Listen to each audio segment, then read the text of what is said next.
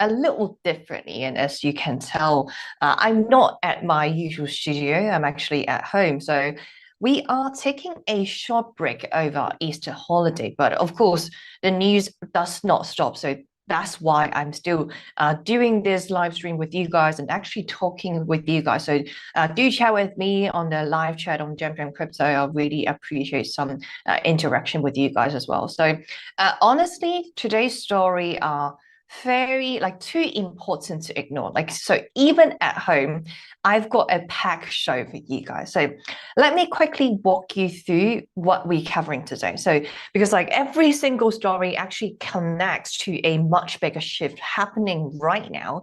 And by the end of the show, you'll start to see the big picture, the full picture.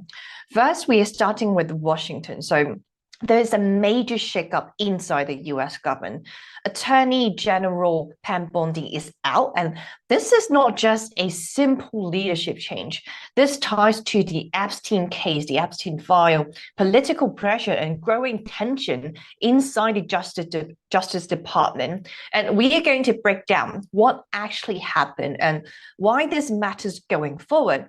Then we move on to Tesla, TSLA, being one of my favorite stocks of all time, because at this time, however, it's not just a bad quarter though. It hurts coming as a Tesla fan, but deliveries of Tesla, the vehicle, are down significantly and actually down again. So that's why the stock is falling, and competition, especially from China, is rising fast.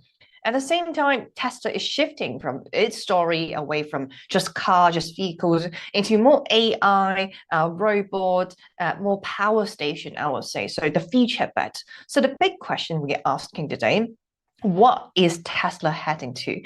Where is Tesla heading to? And is this the market? Is the market still buying that story? After that, we go into this very interesting space in AI, because OpenAI just acquired a major tech podcast.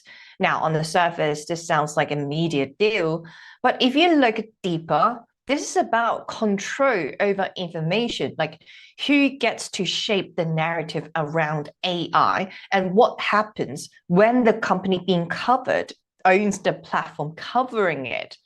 Then we'll move on to Google, because they just dropped something that could change how we use AI completely. And OpenAI, an open source model that runs directly on your phone. So we're not talking about cloud, not servers, just your device. So this raised a big shift. Are we moving from AI you access to AI you actually own? And finally, we're covering one of the biggest crypto stories right now. There's a massive hack on Drift protocol, being one of the biggest stacks on Solana. So hundreds of millions of dollars gone in minutes. But what's really shocking is not just the size about this attack, it's how the attack happened. So there are weeks of planning, fake assets, social engineering, and this shows how advanced these attacks are becoming. So as you can see, today's show is not just some random headlines. There is a common thread here. So we're talking about power, we're talking about control, and how systems whether it's government or tech or finance are being reshaped in real time.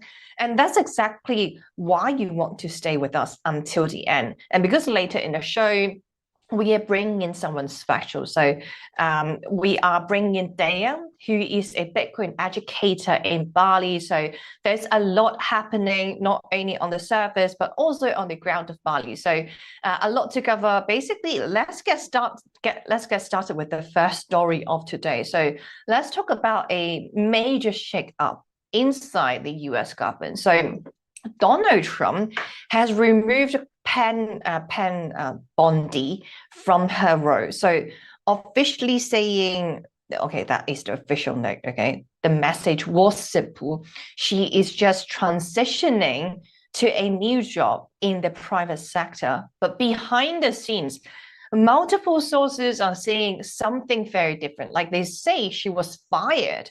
And right now, there is no confirmation, no confirmed next job for her yet. So it sounds like she was being fired. So for now, who is replacing Pam Bondi is actually this guy. So Attorney General Todd Blanche. So he's the one stepping in as acting Attorney General. This is important because he was previously Donald Trump's personal defense lawyer. So this is someone very close to Donald Trump, now running the Justice Department. At the same time, Donald Trump is considering Lee Zeldin as a permanent replacement. So now, like, here's where things get more serious. The official reason for her removal is not clear. But reports point to two major issues. The first one is the handling of the Epstein files. The second one is her failure to prosecute Donald Trump's political opponents. So let's start with the first reason that they're putting out. So I start with the Jeffrey Epstein file. So the House Oversight Committee has been pushing for answers on how the Justice Department handled the files related to Jeffrey Epstein. There has been backlash from both sides of politics, and that pressure has been building. So Pam Bondi was even subpoenaed to testify. So this was becoming a very political problem. The second reason is that the Justice Department tried to go after high-profile figures. So including former FBI director and also New York Attorney General. But both cases were thrown out by a judge. Like the reason why they would do it is like the prosecutor involved was not legally allowed to serve. So these cases collapsed in court. And then we saw something unusual. Donald Trump accidentally posted what looked like a private message. So in that message, he pushed for faster action against political opponents. So he actually wrote this on Truth Social, that we can't delay anymore, like justice must be served. Like he mentioned that at the very last sentence of his social media post. So this is now actually the second cabinet level removal in a very short amount of time. So, of course, like we are talking about Christine Noem was removed earlier as well. The pattern looks very similar. So Donald Trump would always publicly praise someone first and hype up the expectation of that figure. And then during a sudden announcement, like he would frame it as a transition. So obviously, that person's being fired. Now, here's what to watch. Even though Pam Bondi is out, she's not done with the case. So subpoena for her testimony still stands. And this is directed at her personally. So she may still have to appear and answer questions, but like the bigger picture here, so we have to step back for a sec. This is not just about one firing. This is about how the Justice Department is being used. Because right now, it is focused on immigration enforcement. It's also focused on investigations into political opponents and also national security operations. And now, new leadership is stepping in.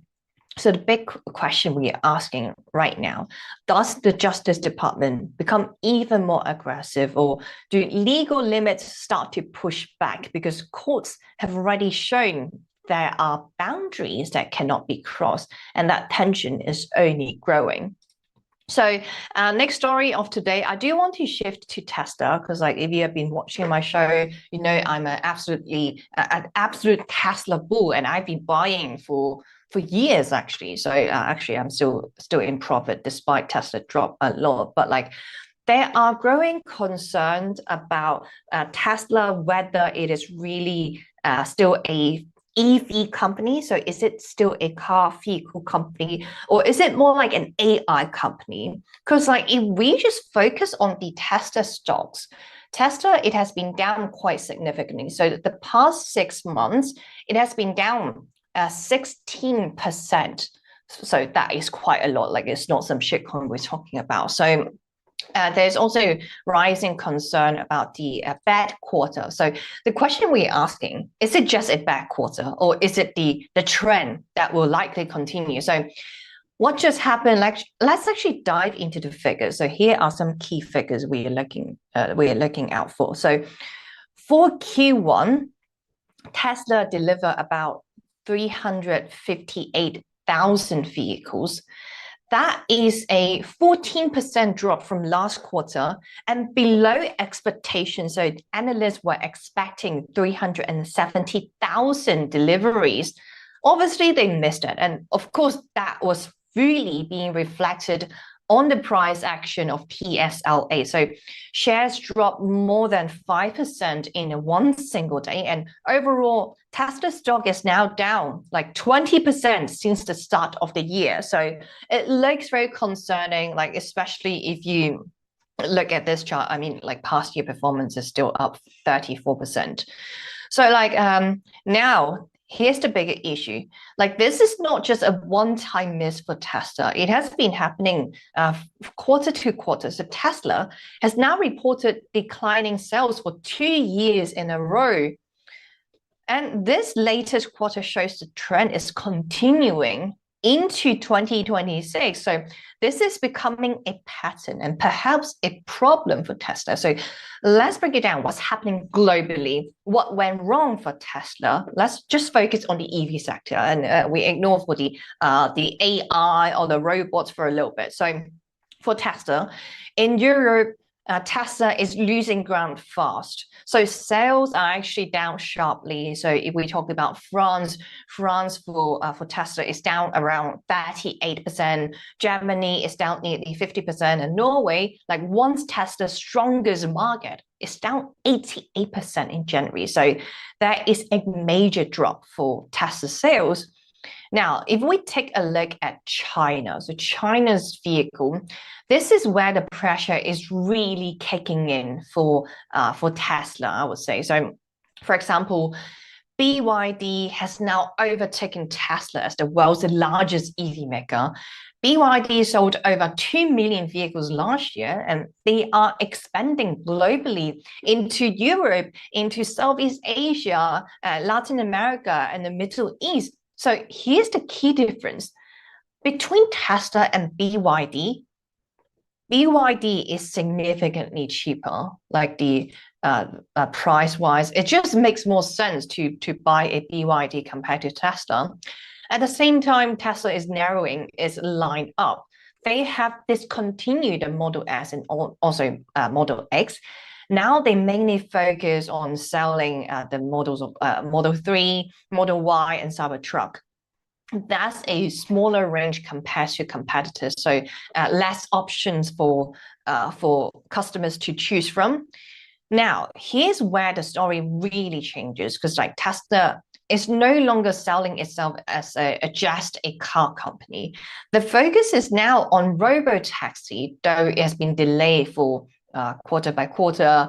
It also focuses on self-driving technology, which I've tried before, personally speaking. I do think Tesla is the most mature. And I do think out of all companies who can do it to make it really good, it has to be Tesla and not other companies. Maybe I'm too biased, but let me know in the chat, live chat. And then they also focus on humanoid robots. So Optimus from Tesla, that's the vision. So the future vision Elon Musk has, or Tesla as a whole group. Because when we think of Tesla, we can't just think of the EV company on its own.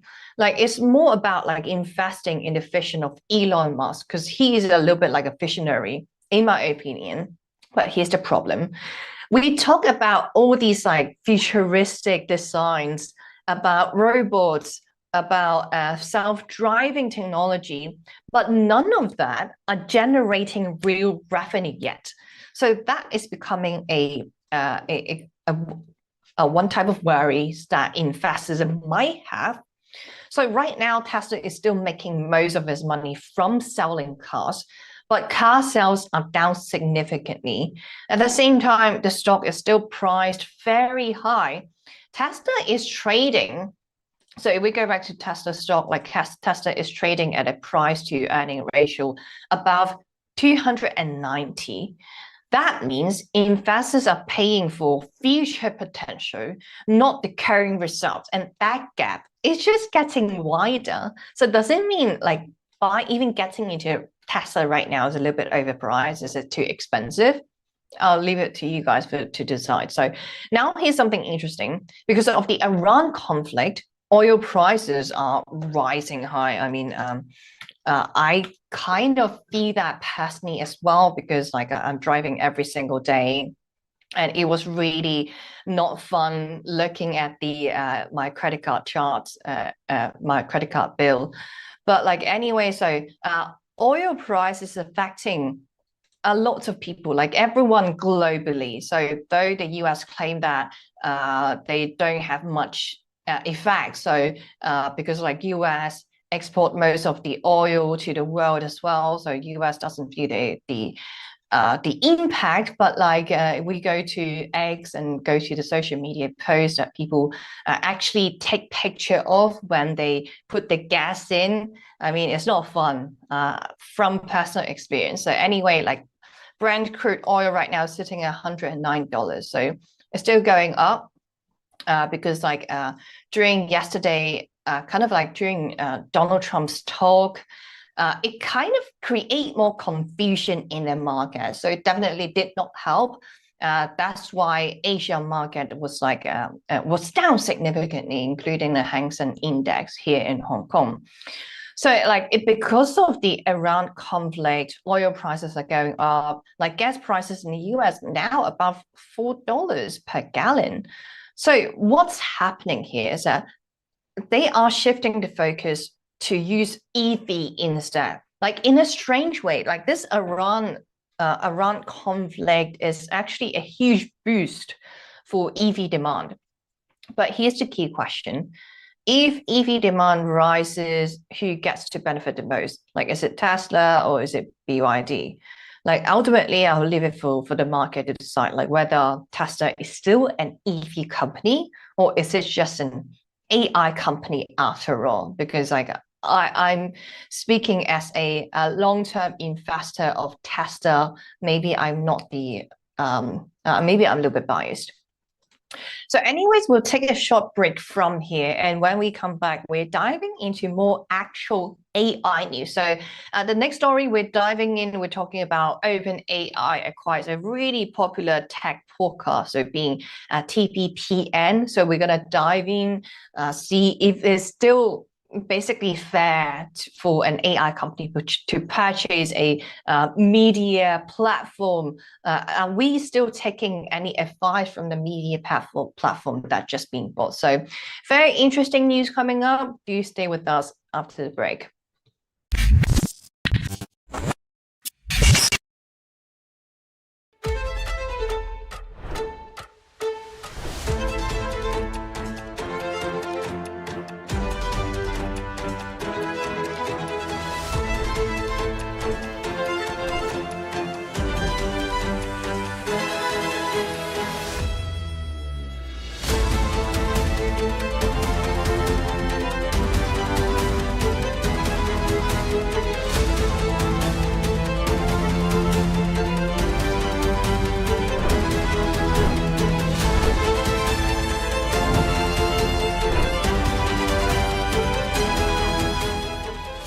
This is Alex.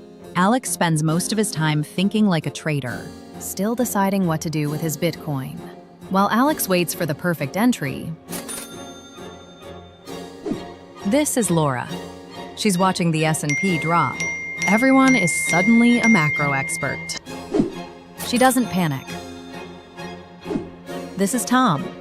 No screens, no noise, no stress. While Tom focuses on his swing, his Bitcoin focuses on compounding. Because Bitcoiners don't want more dollars. They want more Bitcoin. I want more Bitcoin. The best move is letting your Bitcoin work while you plan the next one. Grow by Roxom. One currency, one place.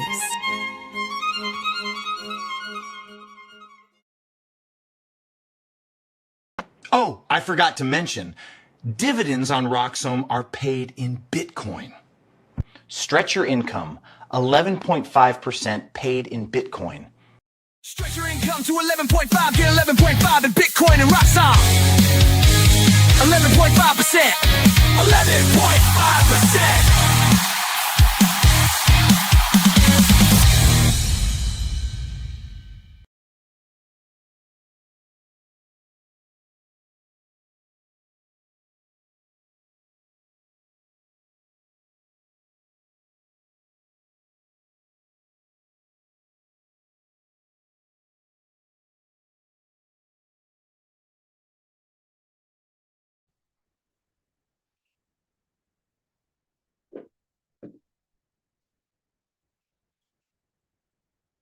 Okay, guys, welcome back. So thanks for sticking around with us after the break.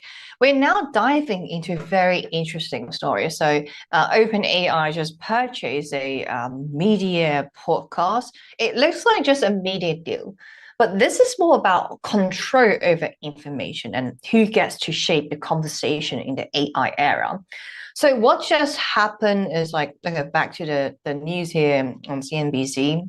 OpenAI has officially acquired a tech media show called DPPN. So that stands for Technology Business Programming Network. It's a daily live show hosted by John Coogan and also Jordy Hayes. The show runs about 3 hours a day and streams across YouTube, X, Spotify, and Apple Podcasts. Each episode would get around 70,000 views.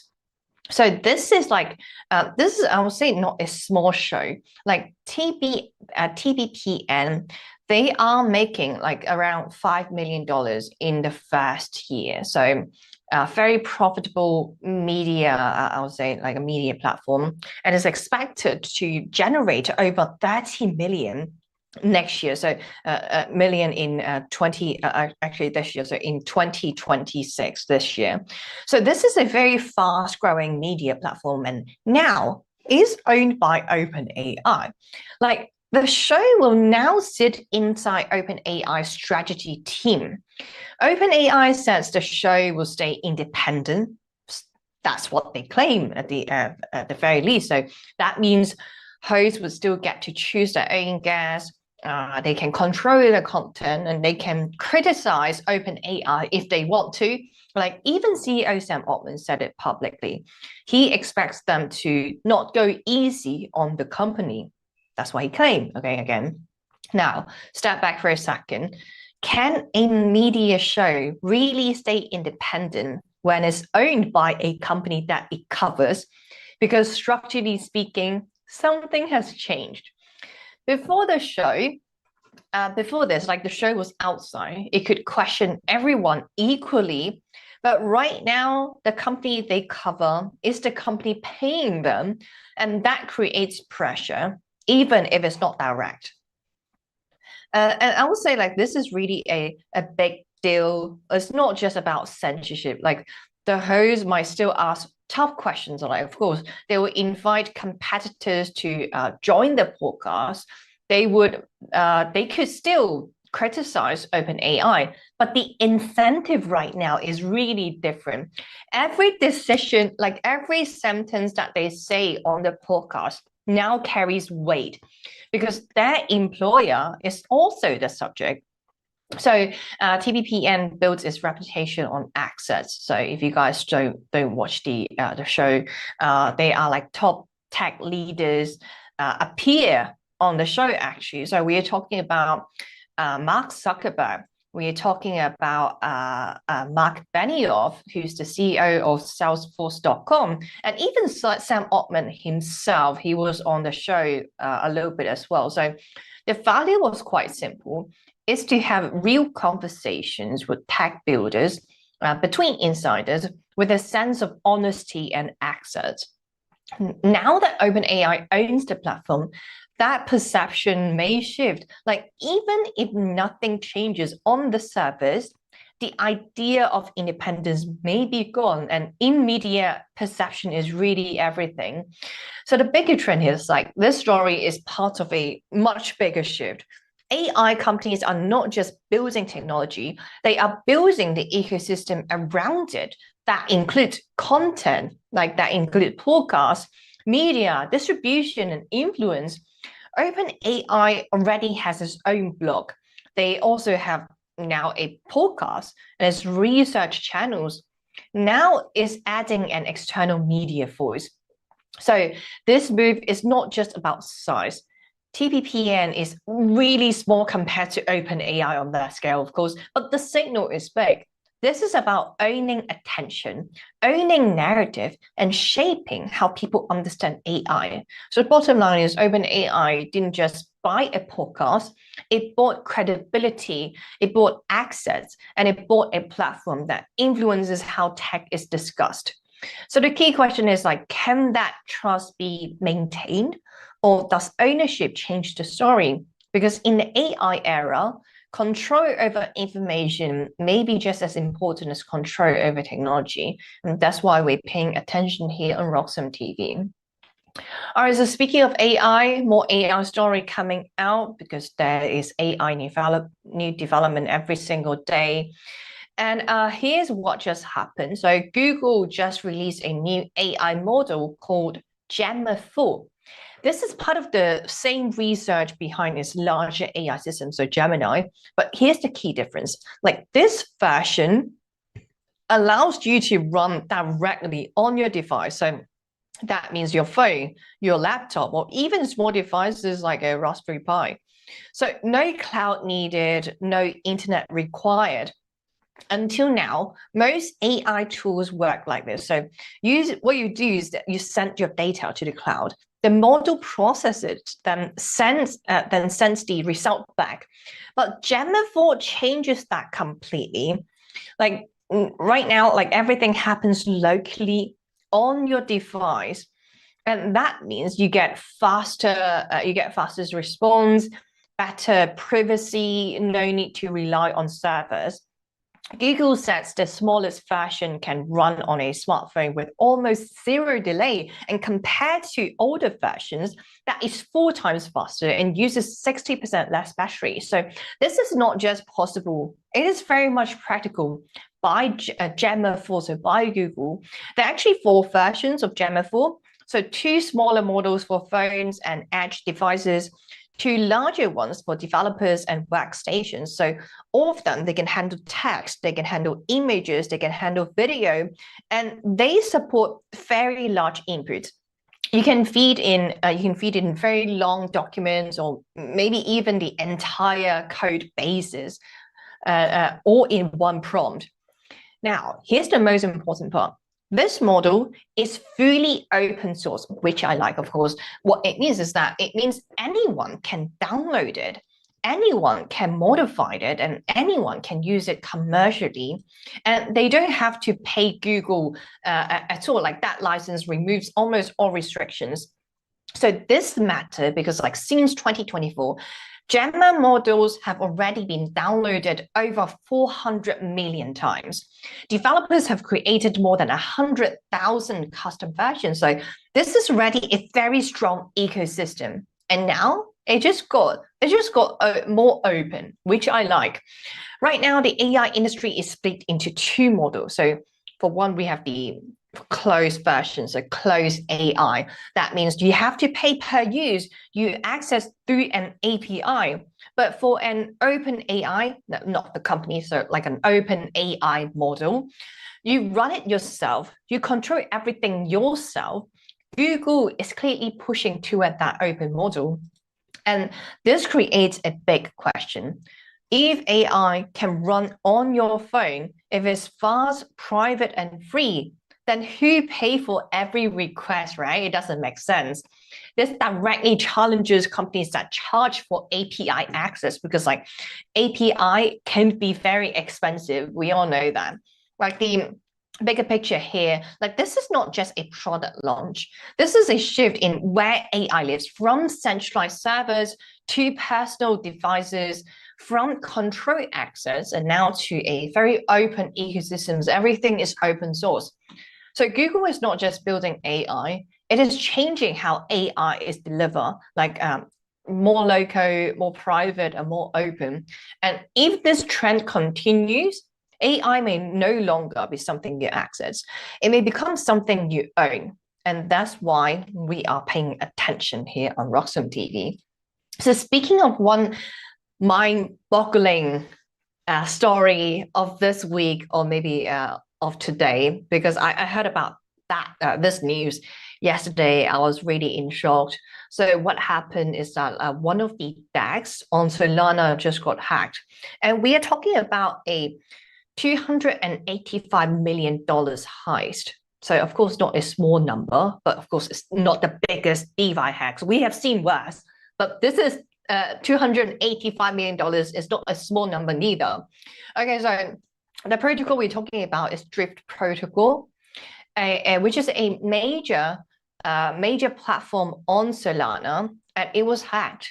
I believe it was 1st of April. So yeah, 2 days ago, though I heard about that yesterday, Hong Kong time.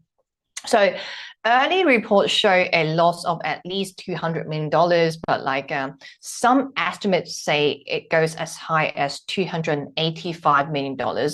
And that happened really fast. The attacker drained funds in about 12 minutes. So what was stolen was actually like multiple pools was affected. So we're talking about JLP, so JLP Delta Neutral Pool. We also have SOL, so SOL super staking, and we also have BTC super staking. So those are the three pools that affected the most, because those are the three with the biggest fund, right? So one single transaction moved around $150 million worth of tokens. So other assets taken include, of course, like SOL, and then we have USDC and Bitcoin-based tokens. So this was a large-scale drain across the system. So if we hop onto DeFi Llama, and if we see the TVL, wait, why is it not working? So if we see the TVL, there you go. So it dropped significantly. It actually has been down ever since October 2025. But like this makes sense, because like the whole DeFi narratives kind of like non-existent. That is mainly due to the crypto winter. So not so much about a specific protocol, but like it has been down only from the TVL. So it reached about $1.5 million on TVL. But right now we are sitting at $229 million TVL. So the hack, it has a very dramatic impact on the entire protocol. And the team quickly actually noticed this, and they posted on X. So they confirmed there was abnormal activity.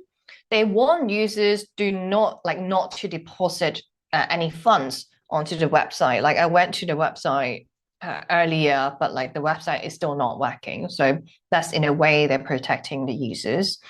And they made it very clear, like this time the hack is really real, not a prank at all. So we have to be very alert. So that's the team response. Now, here's what happened next. The attacker did not keep the funds on Solana.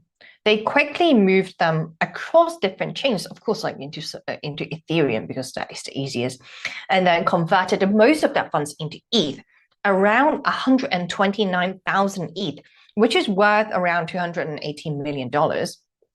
This is the most important part. Like this is not a small bug, like a simple bug, because we now have to dive deeper on how the attackers did it. It was actually a very complex and planned attack, and it started weeks before. So that was a very long preparation. The attacker began preparing in early March. That's almost 3 weeks before the hack. They set up infrastructure. They create fake tokens, fake assets, and they plan the execution step by step. Everything is carefully calculated. The attacker created a fake token called Carbon Vote. Then they made it like real. They added small liquidity. They created fake trading activity. This made the system believe the token actually had value. And what went wrong is that the platform's pricing system picked up this fake signal and treated the fake token as real collateral. So the fake token, I was talking about the Carbon Vote, that allowed the attackers to borrow real asset against fake tokens. At the same time, another key issue happened. The system removed a key safety feature, a time delay, and this delay normally gives time to stop attacks, but it was set to 0 for some reason, so that was no time to react. The attackers also use social engineering. Social engineering.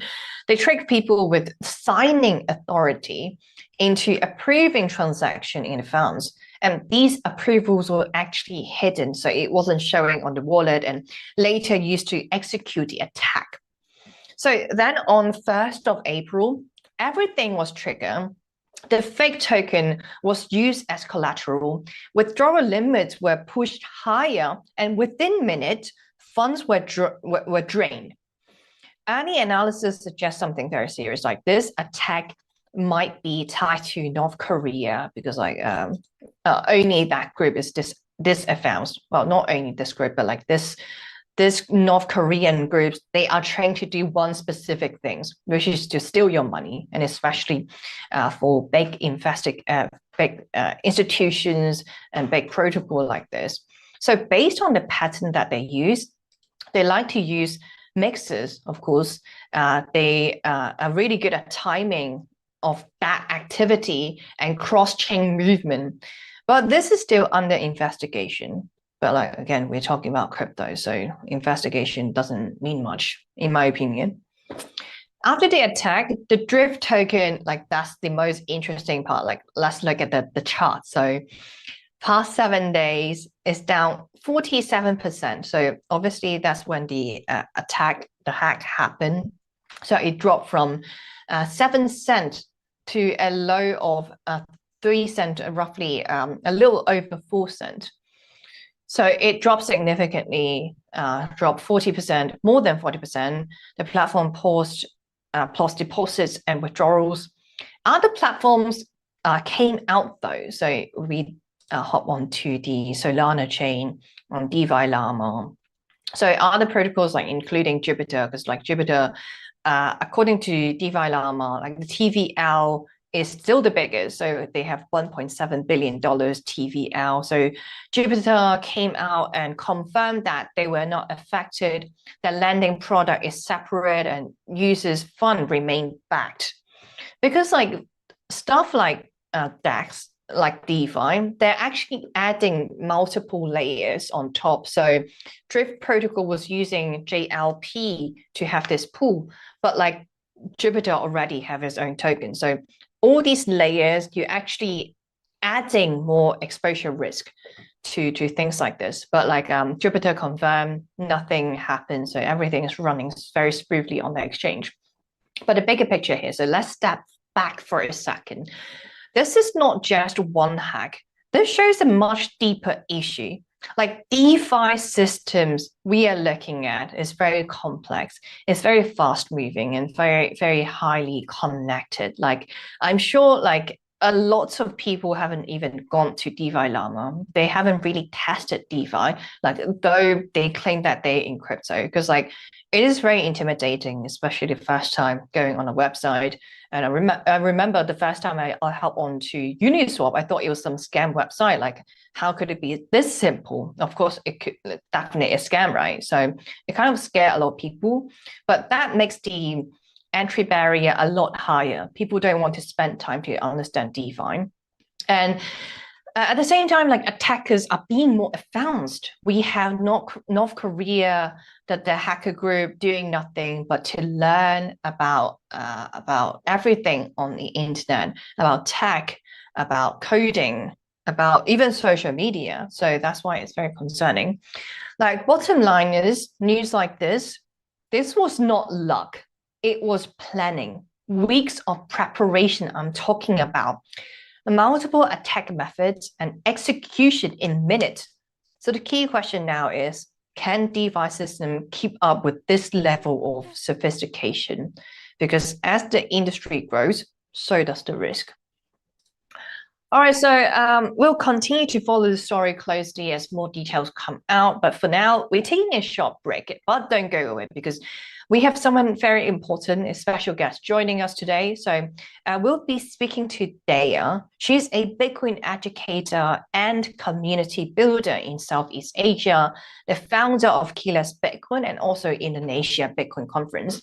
She's also leading community growth for FADI in the region, helping bring Bitcoin to real everyday users. So when we return, we'll go beyond the headlines.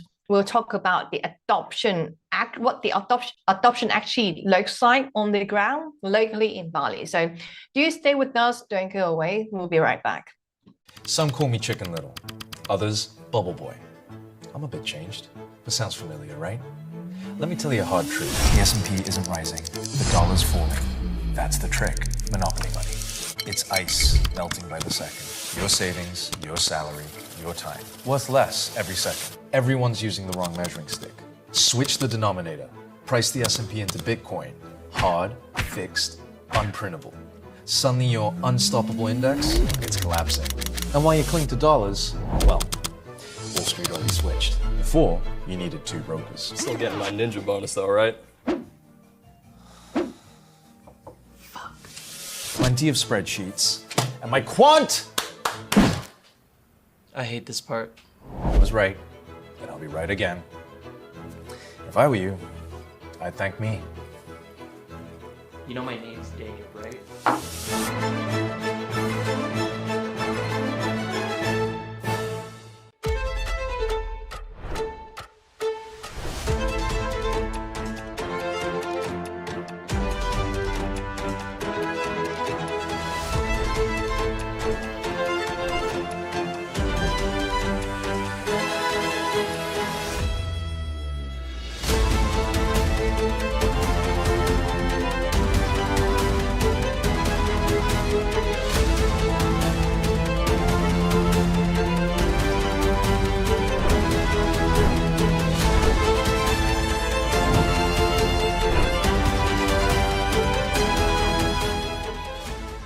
Security matters. Zappo Bank. The only way to bank your Bitcoin. Apply now at zappobank.com. So, tell us about your furry friend here. What's his name? Oh, this? This is Bitcoin. Bitcoin. It's not just a cat, he's family. Quite a name, and I must say, looks quite pampered. Oh, absolutely. Bitcoin deserves nothing but the best. He's my little prince. But with such a valuable pet, aren't you afraid of losing him? Losing Bitcoin? No, it never happened before, so it's not something I worry about. Excuse me for a moment. Bitcoin, stay here, right?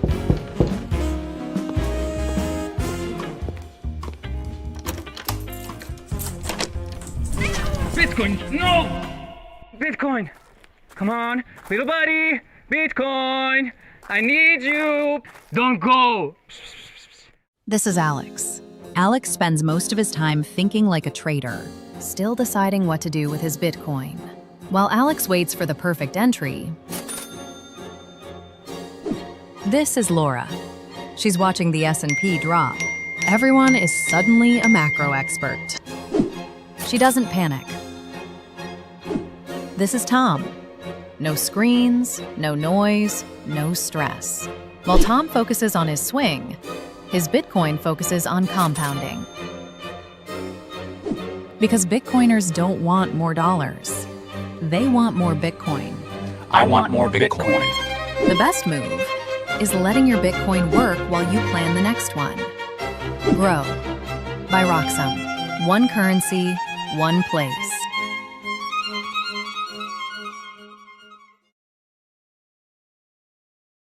How about stretch preferred stock on Roxom? Receive 11.5% monthly cash dividends paid in Bitcoin. 11.5% paid in Bitcoin? How is that possible? It's real. Stretch dividends on Roxom gives 11.5% monthly cash dividends paid in Bitcoin. Dang! I want everyone pitching Roxom to your clients. Corporate traders, asset managers, old, young, Stretch on Roxom is for everyone. Now that's a birthday gift. 11.5% in Bitcoin. We are in heaven at 11.5. 11.5%. 11.5%.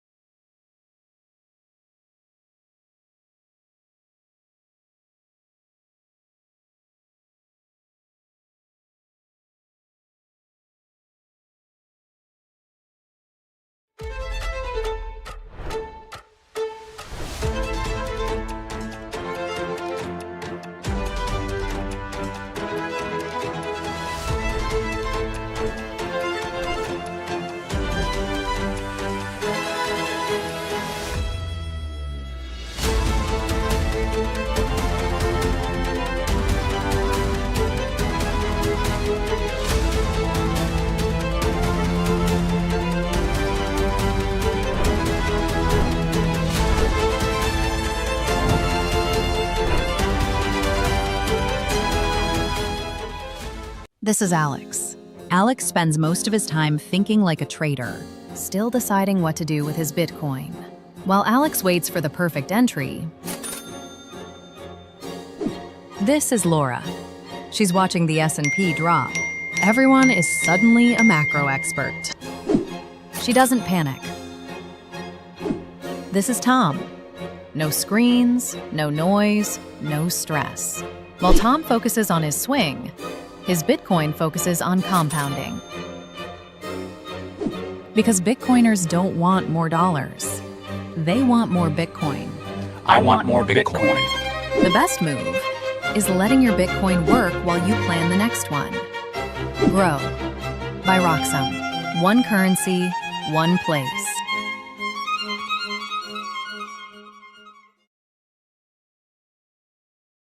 Oh, I forgot to mention, dividends on Roxom are paid in Bitcoin. Stretch your income, 11.5% paid in Bitcoin. Stretch your income to 11.5, get 11.5 in Bitcoin and Roxom. 11.5%. 11.5%.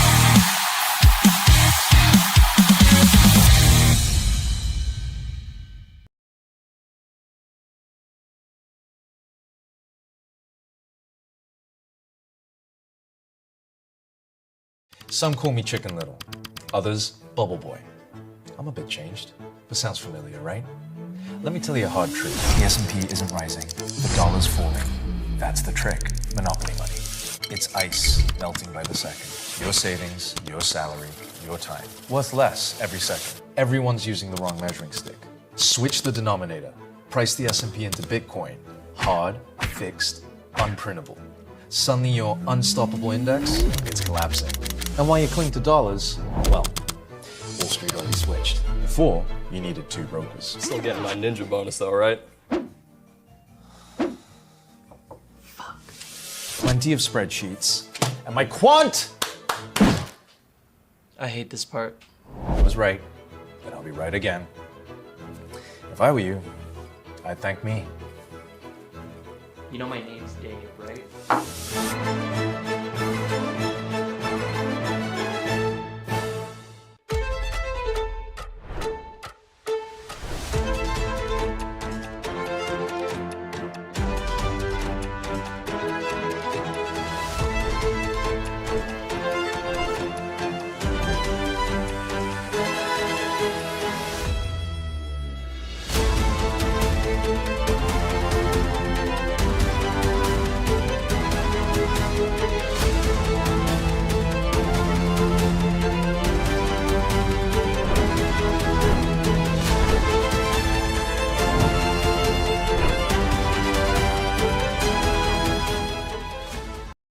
security matters. Zappo Bank. The only way to bank your Bitcoin. Apply now at zappobank.com. So, tell us about your furry friend here. What's his name? Oh, this? This is Bitcoin. Bitcoin. It's not just a cat, he's family. Quite a name, and I must say, looks quite pampered. Oh, absolutely. Bitcoin deserves nothing but the best. He's my little prince. But with such a valuable pet, aren't you afraid of losing him? Losing Bitcoin? No, it never happened before, so it's not something I worry about. Excuse me for a moment. Bitcoin, stay here, right?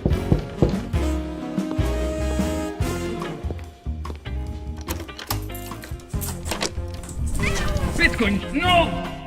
Bitcoin, come on, little buddy, Bitcoin, I need you. Don't go. This is Alex. Alex spends most of his time thinking like a trader, still deciding what to do with his Bitcoin. While Alex waits for the perfect entry, this is Laura. She's watching the S&P drop. Everyone is suddenly a macro expert. She doesn't panic. This is Tom. No screens, no noise, no stress. While Tom focuses on his swing, his Bitcoin focuses on compounding. Because Bitcoiners don't want more dollars. They want more Bitcoin. I want more Bitcoin. The best move is letting your Bitcoin work while you plan the next one. Grow by Roxom. One currency, one place.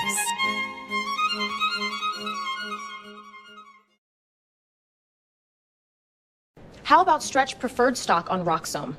Receive 11.5% monthly cash dividends paid in Bitcoin. 11.5% paid in Bitcoin? How is that possible? It's real. Stretch dividends on Roxom gives 11.5% monthly cash dividends paid in Bitcoin. Dang! I want everyone pitching Roxom to your clients.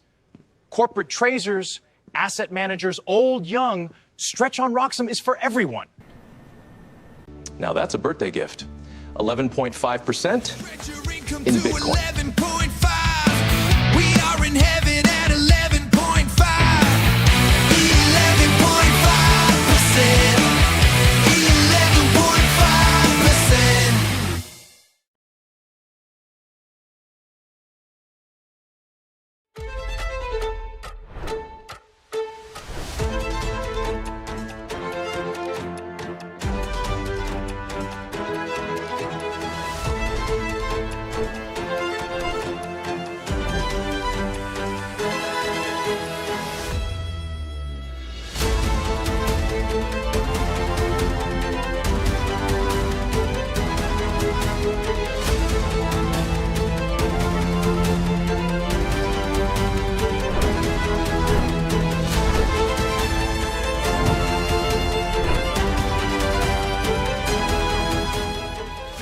This is Alex.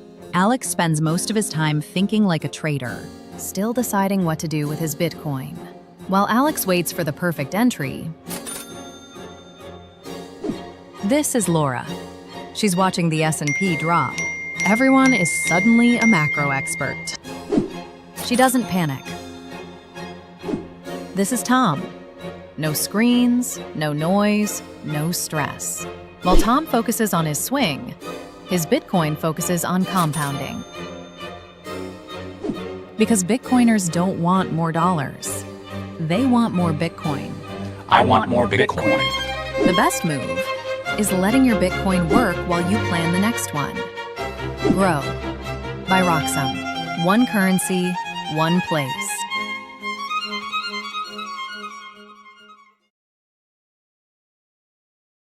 Oh, I forgot to mention, dividends on Roxom are paid in Bitcoin. Stretch your income, 11.5% paid in Bitcoin. Stretch your income to 11.5, get 11.5 in Bitcoin and Roxom. 11.5%. 11.5%.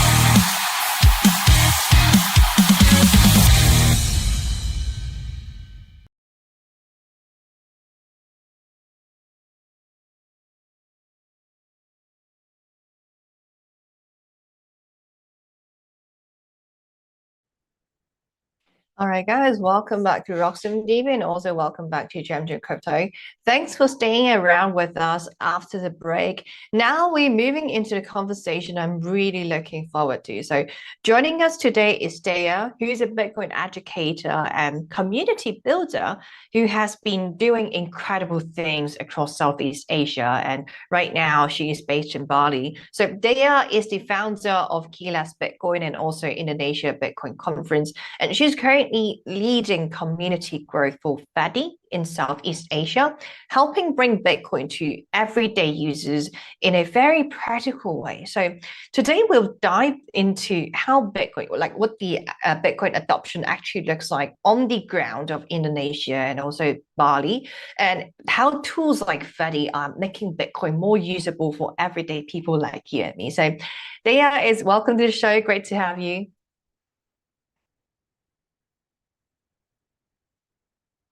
Yeah, so like happy Easter, by the way. I'm so sorry that I didn't get to host you in my regular studio. I'm actually doing this at home. So the studio actually decided to take a few days off. But like since every single day we have new basic news stories developing and also new about Bitcoin developments. So that's why we're still doing this, like despite on Easter holiday and despite having a few days off. So anyways, how are you feeling today? Like, since this is your first time here on Bitcoin Hong Kong, like, why don't we, I mean, Roxom TV Hong Kong, like, why don't we start with some background and maybe introduce yourself to our viewers?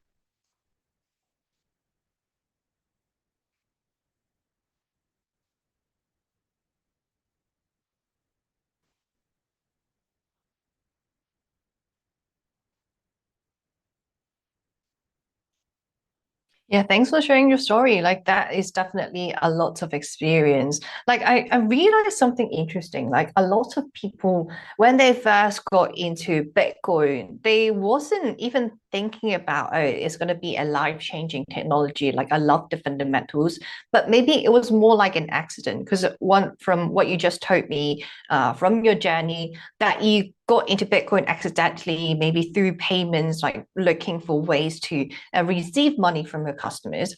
Like, could you share a little bit more experience that back in 2016? Like, what sort of business you were running? Like, why people were so active when it comes to sending money, even back in 2016?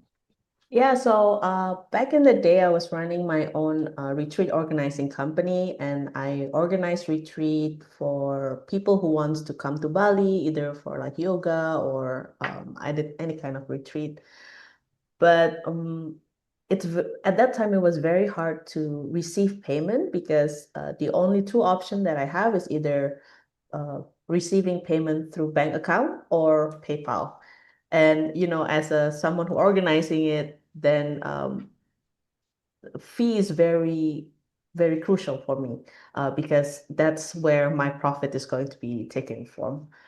So when I learned about Bitcoin, I found this is very cool, very interesting. And also back in the day in 2016, Bali was sort of becoming like a Bitcoin island. Like there's a lot of Bitcoin education in the island, a lot of places, restaurant, cafes, like they accepted Bitcoin because it's a tourist hub. So a lot of people come and then they want to spend their money. And I think Bitcoin was a new novel things. So I think that's like my first introduction to Bitcoin. What I learned is that wow, it's anyone can actually send money from anywhere. You don't need to have a permission. And it was more reliable than the banking system or than the using PayPal. Like I had an incident where PayPal closed my account, so then I have to talk to them and takes like a few days. So that's like really hurtful for like a business standpoint. But one of the also interesting point for Bitcoin is that it can become a store of value. I see that once I have two options, either to put my money in a bank account and doing nothing, or I can just put my money in Bitcoin, which is a hard money, and I can see the value goes up over time, and it's actually become a very interesting way to have like a reserve in Bitcoin for your business. Yeah, point being for Bitcoin, there are so many use cases for everyone. Like at the end of the day, I would say all roads lead to Bitcoin, whether it's the fundamental value or, like you mentioned, payment wise. But I'm very intrigued to learn about Bitcoin in the early days because you are, I would say, a lot more OG compared to, even compared to me or compared to a lot of viewers on Gem Crypto and even Roxom TV. So, like back in 2016, and what was the Bitcoin narrative like in Indonesia, in Bali? Because like one thing I know about Bali is that a lot of visitors, like they just like maybe travel for retreat, like you mentioned, maybe go on meditation or yoga retreat camps in Bali because it is a really nice place to do so. So like back in the days when you tell your customers about Bitcoin, like what was their first impression? Like were they scared that because they never heard of this thing before, like some internet digital money, or they were like learning about basically how to purchase that Bitcoin in order to give you that money because like the payment wise, it makes more sense on Bitcoin. So what was the sentiment like back in 2016? Of course, it's a very new thing, very novel thing. So not everyone will immediately jump on board to, pay in Bitcoin, but there are several people who are also tech savvy or interested in technology and then would like to do this type of experiment. Back in the day in 2016, I think people really treat Bitcoin as uh, not so much as a digital asset like right now, what most of people think about Bitcoin, they think about as a store of value.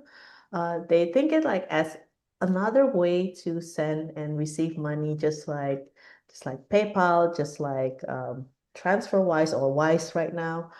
So at that time also that's not so regulated, right? In 2016, in Indonesia, anyone can pay hotels, in US dollar, in euro. So why not Bitcoin? There's even a directory back in 2016 where you can find all businesses that accept Bitcoin. It's called Bit Island. And you can see all, different stickers. But but I think the problem back then, because 2016 we still don't have Lightning Network yet, so all the payment is happen on chain. So of course, like it can take a bit slow. You need to have 10 minutes at least for transaction to be confirmed. So that can be the pain point. But most other businesses, like they see this as a as like a learning opportunity or something fun. So they also provide discount. So if you want to pay in Bitcoin, then we give you 10% discount, and it's very much being brought by the community. So there is like a OG community who goes around different places, onboarding merchant, educating people about Bitcoin. And this trend still happen up until today. Like, there's a lot of education happen in Indonesia. Yeah, I mean, I'm sure the businesses back in 2016 that accepted Bitcoin as payment, they are no way they are regretting it. So I'm not sure if they're like millionaires already, but like I'm sure they will be very happy. But like point being, like I do want to dive into more. I do have more questions, especially back in 2016 when you presented this idea to your customer who is joining your retreat program in Bali. Like maybe that was the first time they heard about Bitcoin, or they heard about that, but they haven't really bought Bitcoin or invested or basically held Bitcoin before. Like in Bali back in 2016, what was the best way of purchasing a Bitcoin? Is it through Mt. Gox? Like there was like one of the biggest exchange back in the days, or there's like more P2P. What was it? What was the purchasing process back in 2016? ATMs was more accessible back in Bali. There are several Bitcoin ATMs where you can trade your fiat into Bitcoin. But also, so, even though it's 2016, but there's already an operating Bitcoin exchange in Indonesia, like a local Bitcoin exchange. So people can go to like a physical store, like there is a shop where it's actually an exchange, and you can exchange your fiat, make an account there, and get Bitcoin. Most of the client that I was working with, they are from abroad, so they have their own ways to find Bitcoin. And meetups up until now, it's still very much a vibrant ways for you to meet other people who have Bitcoin, and this is where you can also trade peer to peer. So this trend is still happened. Got it. So like you are running this like Bitcoin education center. You also have the retreat center. I'm not sure if you're still running the retreat center for the time being or not. But like what I witness is that you have multiple experiences. Like you're wearing so many different hats at the same time. So which one you think most represents you right now at this current stage? Is it like educating Bitcoin to everyone around the world? And you also have a role in Fedi. So I wonder like which role you feel like most like you right now? Actually, Jamie, it's all kind of linked because I like to do networking. Of course, I like to use multiple hats, but I think my biggest passion is to be part of the community, and also like connect community with different interests. And yeah, I would say like my role right now is more on the education part, but also how community can really use Bitcoin, because when we think about it, Bitcoin is just a tools. So anyone can actually use that, and any community can be benefit with that, because when we talk about Bitcoin, then we also talk about money, and money is part of our life. So there's a lot of intersection, and yeah, I would say education and community is currently what I'm focusing on and my passion. Yeah, so speaking of education, right now let's shift gears and talk about Kilas Bitcoin, because you founded Kilas Bitcoin and you've taught many beginners. So like I wonder what was the most difficult part talking to maybe new joiners, convincing them maybe Bitcoin is also a good idea. Is there like certain hesitation that you see very commonly when you're trying to convince someone new to join the Bitcoin ecosystem? I think the w- uh, when it comes to like education for Bitcoin in Indonesia, and also in Southeast Asia, I think we all share the same problems, which is weak currency, high inflation. So people constantly trying to find a way to preserve their purchasing power, whether it is through gold or stocks or property. So Bitcoin is just another alternative that they see as a way to hedge against inflation, because we see Vietnamese dong, Indonesian rupiah, Laotian kip, like it's all going down, right? So it's just a what makes sense for people, and I think the analogy that can click to many people in Southeast Asia is, and especially like say in Indonesia, is to see it as like a digital gold, right? Like a Bitcoin is something that um, it's not physical, but it has the same kind of properties like gold. Um, and what I also found out right now, the new generation, let's say the generation Alpha, like they are very native with using smartphones. They don't have that block, like a mental block, like the older people, like our generation or even older people, because they are very much smartphone native, and they use the payment like a e-money payment. So it's very easy for them to understand using Bitcoin. One of the things, maybe it's not related to class Bitcoin, but what we did with Fedi and also the Bitcoin Indonesia community, we ran like a market, like a pop-up market. We call it Satsio Day Market, to introduce people and do like this experiment, like how you can simulate Bitcoin payment inside of like event scope. And I see that for younger generation, you don't really need to educate that much. They are very excited. They got Bitcoin and then they immediately want to spend it, and they can use the wallet, the Bitcoin wallet, very easily to make this trade. So yeah.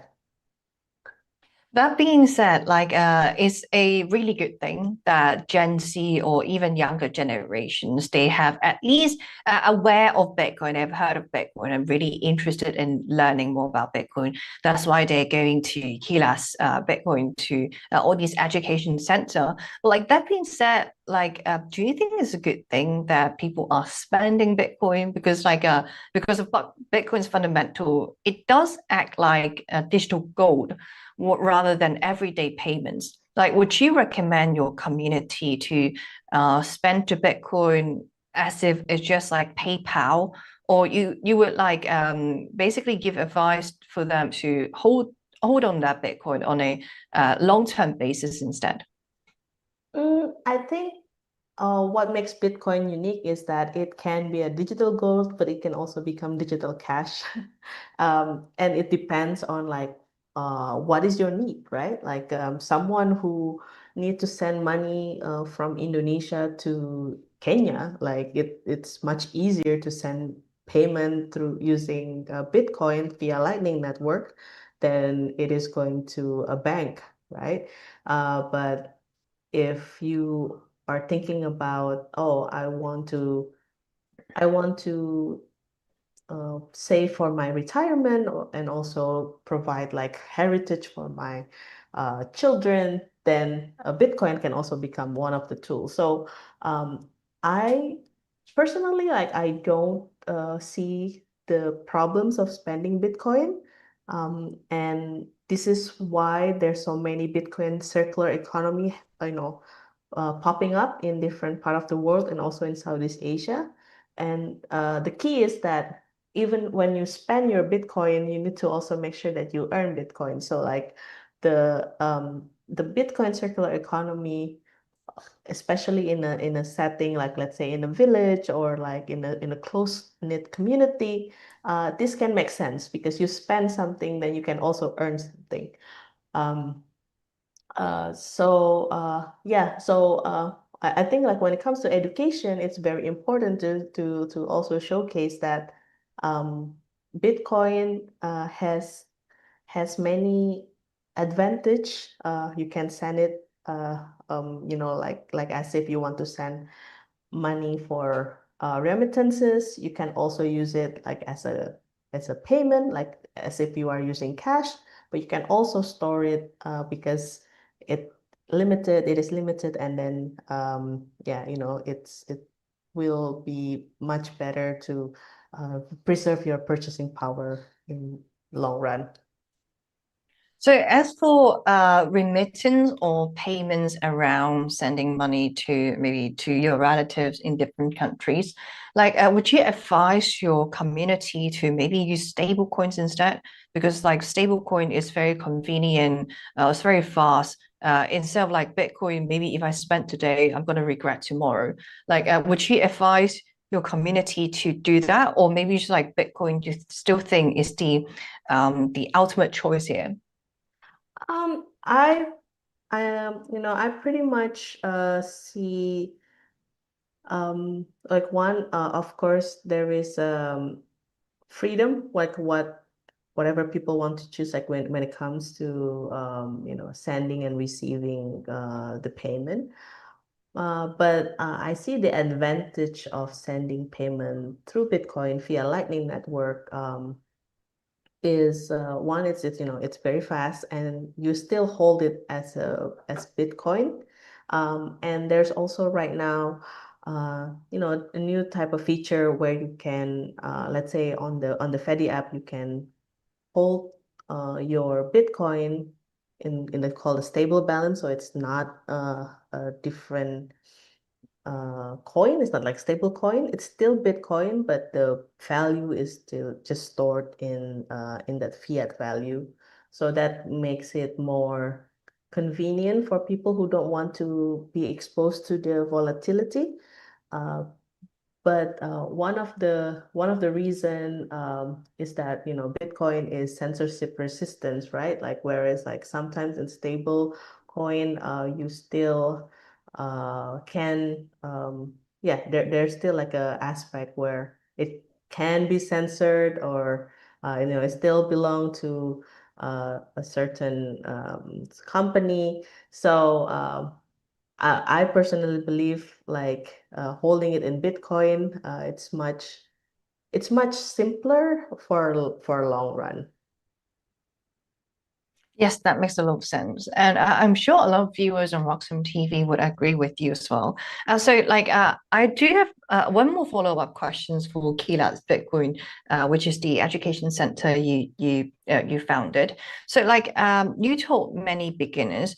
So, we mentioned that a lot of students, they are maybe Gen Alpha, like really young people, they got the general understanding of what Bitcoin is. Like, I wonder if like most of the joiners, they already kind of understood Bitcoin before joining Keyless Bitcoin, the education center, or there are some of them, they are completely new. They sort of heard of Bitcoin one or two times on the news, but like they have a lot of maybe challenging questions to ask, and that's why they joined the community that you founded. Mm-hmm. Mostly like the students or the followers of Class Bitcoin are beginners. They probably just heard about Bitcoin in the passing, so then they start become curious, like what is Bitcoin, and they want to get more educated before they step their toes and then buy Bitcoin. One of the things that I'm trying to focus on is like how to differentiate scams, because in Southeast Asia there's a lot of scams and people can fall into scams quite easily. So like this is like one of the things that we teach on Class Bitcoin, and I try to make the education is more lightly. we are very active on Instagram, so like we make a lot of memes or content that that can make them think, what they're going to do with their money, like how's the inflation actually hurt their life and their purchasing power. So this is well, we try to make the education is more light, and for those who really want to go deep, and then they can just join the class and then really understand what is behind the scene, how they can buy Bitcoin, how they can custody Bitcoin. So yeah, so that's more or less what's happened. Yes, I like that. So we've talked quite a lot in our conversation because I learned that maybe in Indonesia, the understanding or maybe the acceptance of having Bitcoin as a statement is a lot stronger due to weaker currency, maybe higher inflation in the country. So this is more like Southeast Asia characteristic, I would say, compared to the West. But like, what about compared to other region like Africa? Because I know you have some perspective on Africa as well. Like, do you see these two region any pros and cons, one edge over the other? What's your take on that? I think it's whether you are in Western country in Southeast Asia or in Africa, like people face inflation. Like it's become more apparent, especially after COVID. So yeah, in terms of education, inflation is something that we're focusing on. But in Africa, I would say Africa is more advanced in terms of their Bitcoin usage because this region, they are full of really passionate people. They are, they don't have that kind of payment system like as it in the West or in Southeast Asia. Like in Southeast Asia is very heavy with e-money, the QR payments, everything mobile based. I guess that's like Asia characteristic, and Western is more like, credit card, right? Where Africa, not so much on that side yet. So there's a lot of Bitcoin app that grows in Africa. There's a lot of developers also working on Bitcoin payment because Africa is huge and there are many countries, inside of Africa, but doesn't necessarily share the same kind of payment link with each other, even if they are neighboring countries. So yeah, so this is one of the problems, but also an opportunity for Bitcoin education and Bitcoin application in general. Yeah. Yeah, so speaking of the common payment links, because like you mentioned, there still isn't a really popular solution between all these countries, not only in Africa. But like I do want to shift gears a little bit and talk about your role at Fedi, because like Fedi is, I think, is a very interesting platform or an app. But like your role specifically, you are the community master for Southeast Asia at Fedi. Like, tell me more about this role and what do you do at this role? What is your typical week look like? Thank you. Yeah, so people probably hear like, what is community master? Like, what is this role is all about? But on Fedi, we created this Bitcoin private wallet that is powered by community because we are using the protocol called Fedimin, and in Fedimin, you can create like a community-based wallet service. So Fedi basically is just a platform or infrastructure that connect the community wallet with all the different features that we have inside of the wallet. We have chat and we have also ability to connect with other services called mini apps. My role, particularly because we work a lot with community, we really go to the ground and we introduce our app and we want to see like how Bitcoin can solve their community problem. So right now it is our third year, for this app has been exist, and we do a lot of like feature changing because we go to the community and we heard, oh yeah, this community need this. In Africa, they also share the similar requests, and also in Latin America, and then we take that into account and then improve our app much better. So like my role is mostly to be on the ground. Like right now I'm in Chiang Mai, to talk to the Thai communities. And we travel a lot, so our day-to-day is like involved being traveling, go to the ground and talk to the community, getting feedback, educate people about Bitcoin. And yeah, I think it's just like not only just building the product, but also listening to the market. Yeah, I like that. And it sounds like a really fun role instead, because you get to travel to different countries.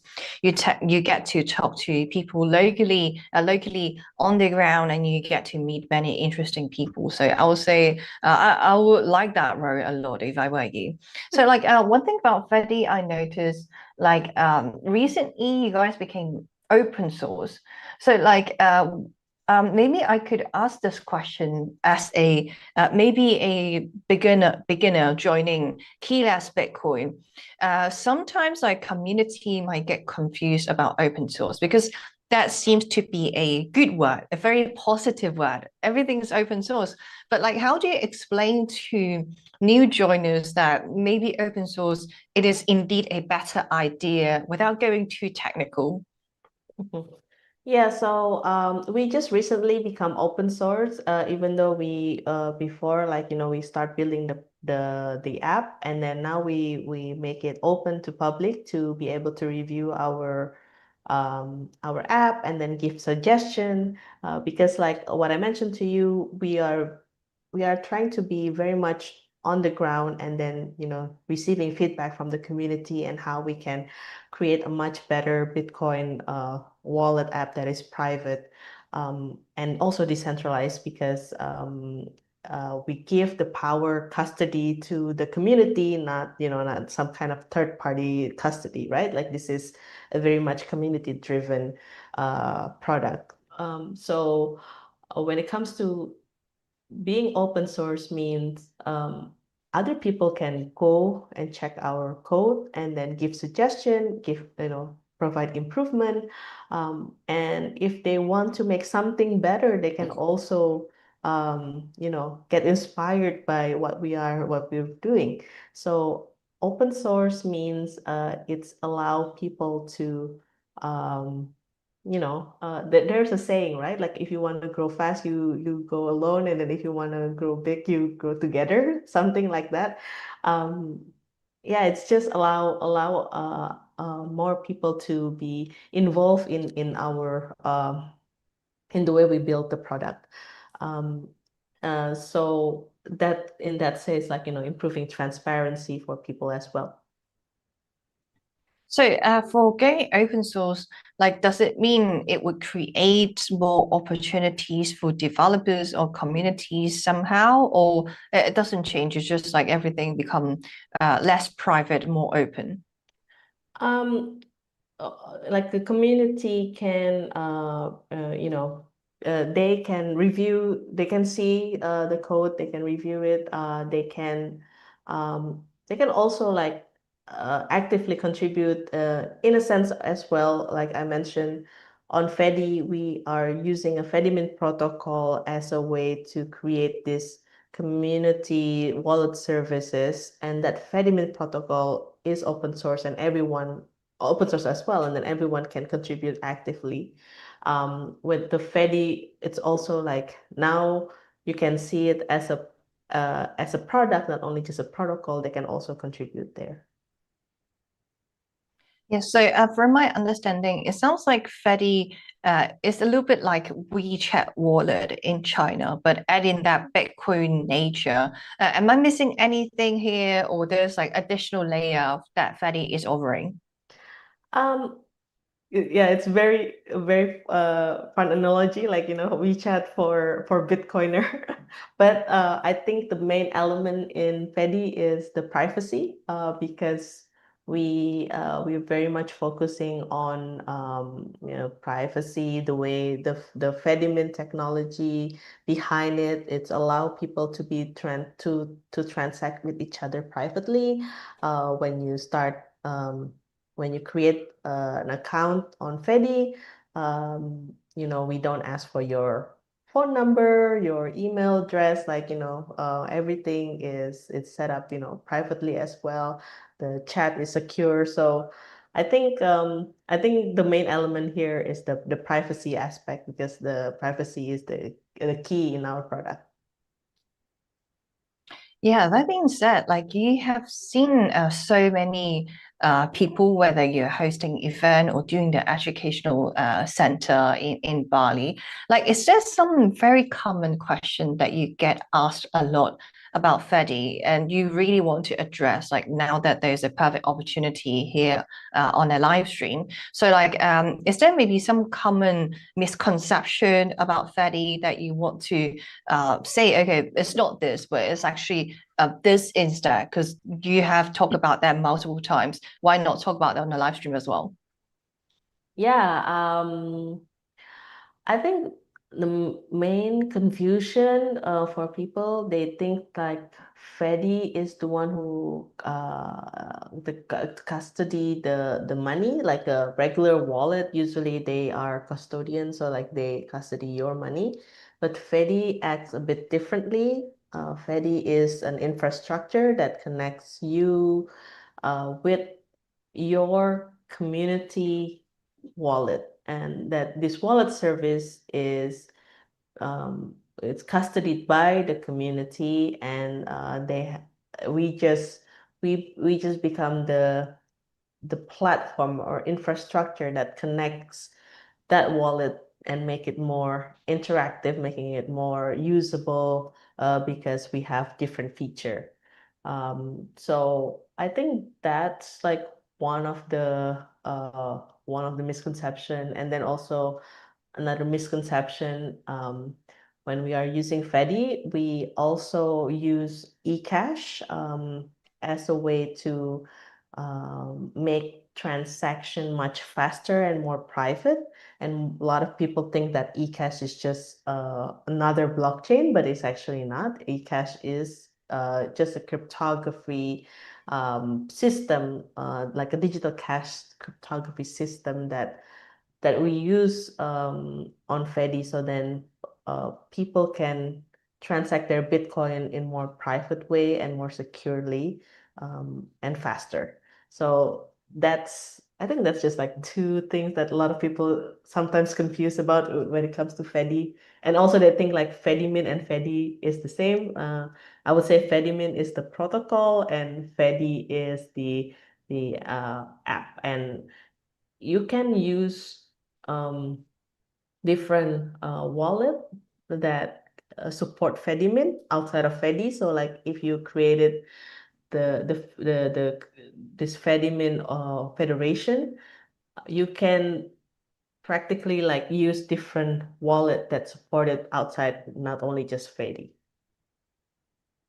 Yeah, I like that. And I'm sure, like, after the detailed explanation that you just gave out here on air on Roxom TV, that will help a lot of users. Maybe they had in doubt about using Vedi or experimenting money on Vedi. Like, I'm sure they gain a lot more confidence after addressing those misconceptions.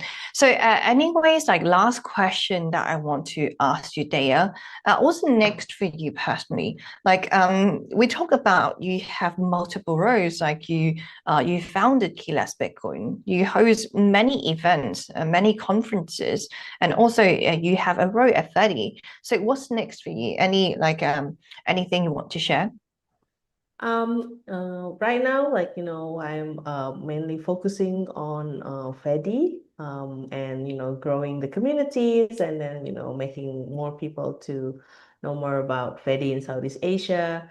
We are actually also hiring several roles here in Asia, and also other region like in Africa and Latin America. So you better check out the website if you are interested. Um, Another things is just, yeah, primarily, be part of the events, and then, talk to people in the ground, and then see what are their needs, and why privacy is really matters at the moment. So a lot of things to do, for sure. And yeah, just continue on the education part and building. Yeah. Yeah, I like that. And 2026 is definitely a year for building because, like, I would say, like, price-wise, maybe not the most interesting, but like, if I talk to the ground, like the actual builders in the space, you know, there's a lot of amazing things that are still being built despite we so-called in a Bitcoin winter. So, anyways, it has been great to talking to you. Make sure, so for our viewers out there, make sure to follow Fadi. Make sure to join some conferences at Key Less Bitcoin if you happen to be in Southeast Asia. Anyways, unfortunately, we are running out of time, and we do have more shows lined up here on Roxom TV, so don't go away. As for my live show, I'm here Monday through Friday, starting at 3 a.m. Eastern Time. Since next week is still going to be Easter holiday here on Hong Kong, but like I still want to do these live shows, talking to my community, talking with you live. So do drop me any comments on the live chat. I'm here to read all of them. So I'm here to engage with you, communicate with you. So anyways, thank you guys for watching. Make sure to follow us on all channels. So on Roxom TV YouTube channel, on GemTrade Crypto YouTube channel, and also follow Roxom TV on X on Twitter. So thank you guys for watching, and I'll see you guys next week on Monday.